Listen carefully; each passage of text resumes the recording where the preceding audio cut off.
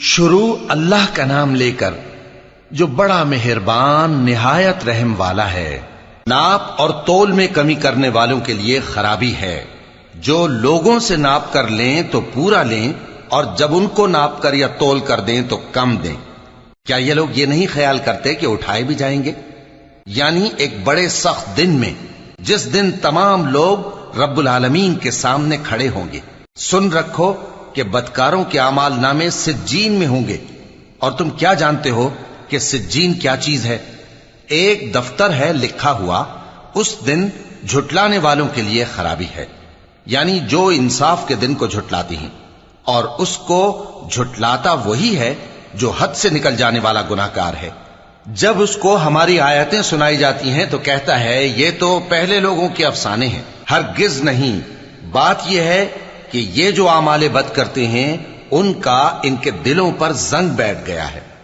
بے شک یہ لوگ اس روز اپنے پروردگار کے دیدار سے اوٹ میں ہوں گے، پھر یہ لوگ یقیناً دوزخ میں جا داخل ہوں گے۔ پھر ان سے کہا جائے گا کہ یہ وہی چیز ہے جس کو تم جھٹلاتے تھے۔ یہ بھی سن رکھو کہ نیکوکاروں کے اعمال نامے علیین میں ہوں گے۔ تم کو کیا معلوم کہ علیین کیا چیز ہے؟ ایک دفتر ہے لکھا ہوا جس کے پاس مقرب فرشتے حاضر ہوتی ہیں۔ بے شک نیک لوگ نعمتوں میں ہوں گے، تختوں پر بیٹھے ہوئے نظارے کریں گے، تم ان کے چہروں ہی سے نعمت کی تازگی معلوم کر لو گے۔ ان کو شراب خالص سر بمہر پلائی جائے گی جس کی مہر مشک کی ہوگی۔ تو نعمتوں کے لیے ریس کرنے والوں کو چاہیے کہ اسی کی ریس کریں، اور اس میں آب تسنیم کی آمیزش ہوگی۔ وہ ایک چشمہ ہے جس میں سے اللہ کے مقرب پیئیں گے۔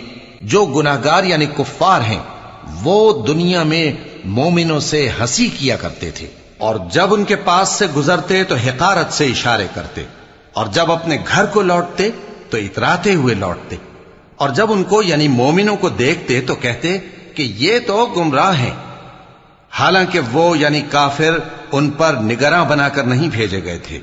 تو آج مومن کافروں سے ہنسی کریں گے کہ مسندوں پر بیٹھے ہوئے ان کا حال دیکھ رہے ہوں گے۔ آج کافروں کو ان کے کاموں کا پورا بدلہ مل گیا نا۔